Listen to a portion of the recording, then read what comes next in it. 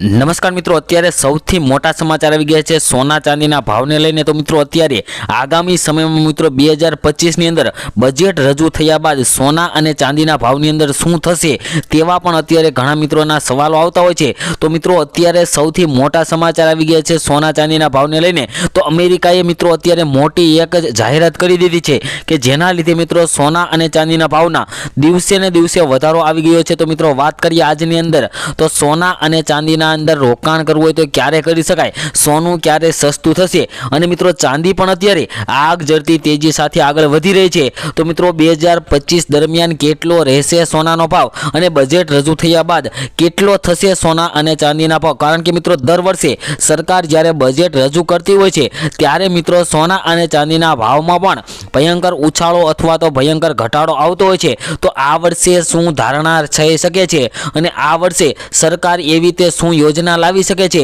કે જેના લીધે બજેટ રજૂ થયા બાદ સોનું સસ્તું થઈ શકે અને સોનું સસ્તું થવાના મુખ્ય કારણો કયા છે તે પણ આપણે આ વિડીયોની અંદર વાત કરવાના છીએ। તો જે મિત્રોને સોના અને ચાંદીની અંદર રોકાણ કરવાનું હોય તેમજ સોના અને ચાંદીની ખરીદી કરવાની હોય, જે મિત્રોના અત્યારે લગ્ન હોય તેવા મિત્રો માટે આ વિડીયો ખૂબ જ મહત્વનો સાબિત થવાનો છે, કારણ કે મિત્રો આ વિડીયોની અંદર આપણે આ તમામ વિડીયોની અંદર વાત કરવાના છીએ માહિતીની। તો મિત્રો સૌપ્રથમ આપણે વાત કરી લઈએ કે 2025ની અંદર બજેટમાં શું ફેરફાર થઈ શકે। તો મિત્રો વાત કરીએ તો દર વખતે સરકાર બજેટમાં અમુક ફેરફાર કરતી રહે છે। આ વખતે પણ બજેટમાં ફેરફાર થવાની આશા મિત્રો દેખાઈ રહી છે। એક આગાહી મુજબ આ વખતે સોનાના ભાવ સસ્તા રહેશે, કારણ કે મિત્રો અત્યારે છેલ્લા કેટલાક દિવસોથી સોના અને ચાંદીના ભાવમાં વધારો આવ્યો છે, કારણ કે મિત્રો 2024માં જ્યારે દિવાળી આવી ત્યારે મિત્રો સોનાના ભાવ 82,000ની સપાટી કૂદાવી હતી, પરંતુ મિત્રો અત્યારે આજના સોના અને ચાંદીના ભાવની વાત કરીએ તો મિત્રો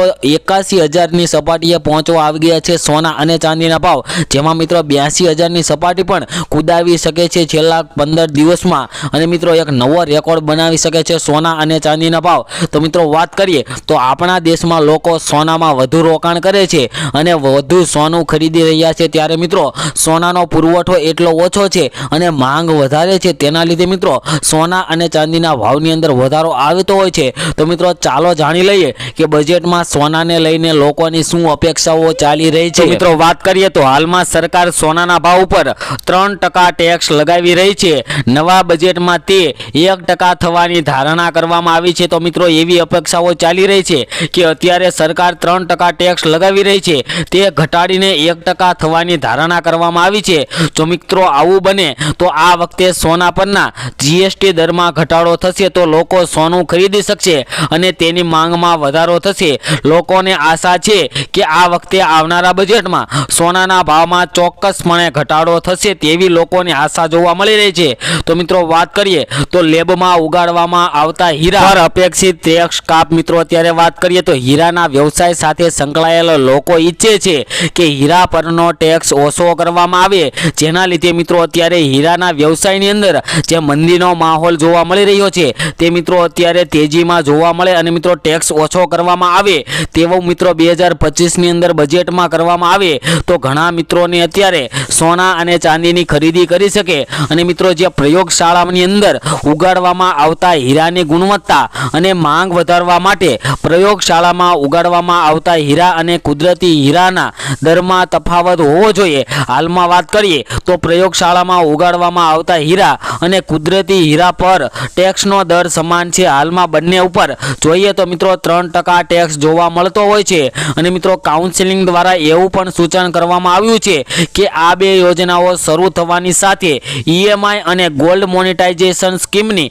વધુ સુવિધાઓ વધારવી જોઈએ, જેનાથી ગ્રાહકોને સોનું ખરીદવામાં વધારે સરળતા રહે। આ યોજનાઓનો એક ફાયદો એ છે કે તે સ્થાનિક નકામા સોનાના યોગ્ય ઉપયોગને સક્ષમ બનાવશે અને આમ વિદેશી આયાતમાં ઘટાડો કરશે, જેનાથી દેશ અને આત્મનિર્ભર બનશે। જો બેકરીઓ ઓછી થાય, આ સિવાય જો ભારતમાં સોનાનું ઉત્પાદન અને વેચાણ થાય તો દેશની રાષ્ટ્રીય અને માથાદીઠ આવકમાં પણ વધારો થશે અને સોના અને ચાંદીનું પણ વધારેમાં વધારે વેચાણ થઈ શકે છે અને મિત્રો વાત કરીએ તો વિદેશી હુંડિયામણ ઘટશે અને બજારને સારી ગતિ મળશે, કારણ કે મિત્રો અત્યારે વાત કરીએ તો સોના અને ચાંદીના ભાવ 82,000ની સપાટીએ પહોંચવા આવ્યા છે, ત્યારે મિત્રો બજારની અંદર કોઈ ગતિ જોવા મળી નથી રહી અને મિત્રો અત્યારે સોનું ખરીદી પણ પણ નથી રહ્યા લોકો, તો મિત્રો વાત કરીએ તો દેશના લોકો નીચા ભાવે જ્વેલરી પણ ખરીદી શકે. અને મિત્રો આગળ વાત કરીએ તે પહેલાં જે મિત્રો આપણી આ યુટ્યુબ ચેનલ ઉપર નવા હોય તેવા મિત્રો આપણી આ ચેનલને સબસ્ક્રાઇબ કરી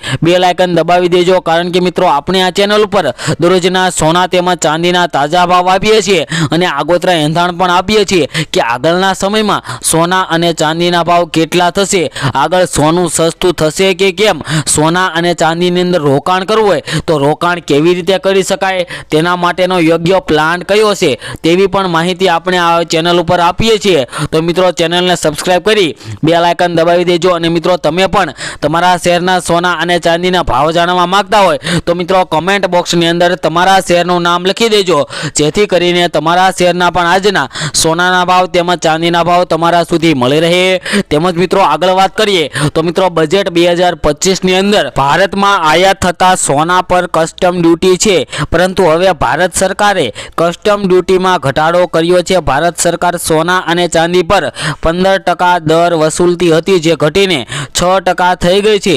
આ સિવાય પ્લેટિનમ, પેલેડિયમ, ઓસ્મિયમ, રૂથેનિયમ અને ઇરિડિયમ પરનો દર 15.4%થી ઘટાડીને 6.4% કરવામાં આવ્યા છે. અને મિત્રો જ્યારે 2024ની અંદર બજેટ રજૂ થયું ત્યારબાદ સોના અને ચાંદીની અંદર પ્રતિ તોલા દીઠ લગભગ 13,000-14,000 રૂપિયાનો ઘટાડો આવ્યો હતો. અને મિત્રો 3,000 થી 4,000 રૂપિયાનો મિત્રો ઘટાડો પ્રતિ 1 તોલાની અંદર જોવા મળ્યો હતો. અને મિત્રો વાત કરીએ તો ભારતમાં સોનાની માંગને પહોંચી વળવા માટે વિદેશમાંથી સોનાની આયાત કરવામાં આવતી હતી. અને મિત્રો જે ઇમ્પોર્ટ ડ્યુટીની અંદર વધારો ઘટાડો કરીએ તો મિત્રો સોના અને ચાંદી સસ્તું થઈ, જેના માટે સોના પર કસ્ટમ ડ્યુટી વસૂલવામાં આવતી હતી.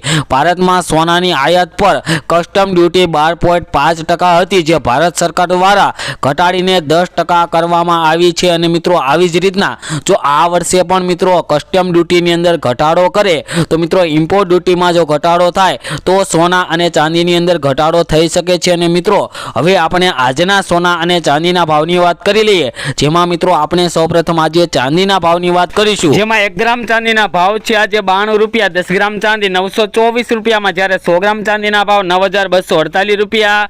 અને મિત્રો 1 કિલો ચાંદીનો ભાવ 92,480 રૂપિયા જોવા મળી રહ્યો છે. જે મિત્રો કાલની તુલનામાં જોઈએ તો ચાંદીના ભાવમાં મિત્રો આજે ફરી એકવાર ભયંકર વધારો જોવા મળી રહ્યો છે. અને મિત્રો હવે આપણે સોનાના ભાવની વાત કરીએ તે પહેલાં મિત્રો છેલ્લી 24 કલાકના સોનાના ભાવનો ગ્રાફ જોઈએ તો ગ્રાફમાં પણ મિત્રો તમે જોઈ શકો છો કે આજે ફરી એકવાર સોનાના ભાવમાં વધારો થયો છે. તો આજના સોનાના ભાવની વાત કરીએ, જેની અંદર મિત્રો સૌપ્રથમ 22 કેરેટ સોનાના ભાવ જોઈએ તો 1 ગ્રામ સોનાના ભાવ છે આજે 8,837 રૂપિયા, 10 ગ્રામ સોનું 88,370 રૂપિયામાં, જ્યારે 100 ગ્રામ સોનાના ભાવ 8,83,700 રૂપિયા જોવા મળી રહ્યા છે. જે મિત્રો કાલની તુલનામાં જોઈએ તો 100 ગ્રામ સોનાના ભાવમાં જે 3260 રૂપિયાનો ભયંકર વધારો જોવા મળી રહ્યો છે. તેમજ મિત્રો હવે 24 કેરેટ સોનાના ભાવ પર નજર કરીએ તો 1 ગ્રામ સોનાના ભાવ આજે જોઈએ તો 9,622 રૂપિયા, 10 ગ્રામ સોનું 96,220 રૂપિયામાં, જ્યારે 100 ગ્રામ સોનાના ભાવ 9,62,200 રૂપિયા જોવા મળી રહ્યા છે. જે મિત્રો કાલની તુલનામાં જોઈએ તો આજે 100 ગ્રામ સોનાના ભાવમાં 3460 રૂપિયાનો ભયંકર વધારો જોવા મળી રહ્યો છે. તેમજ મિત્રો આવનારા સમયની અંદર સોના ચાંદીના ભાવને લઈને પણ એક મહત્વના સમાચાર આવી શકે, જેની અંદર મિત્રો સોનાનો ભાવ એક નવી ઐતિહાસિક સપાટી બનાવી શકે, નવો રેકોર્ડ, એવા પણ મિત્રો અત્યારે હાલ સમાચાર આવી ગયા છે.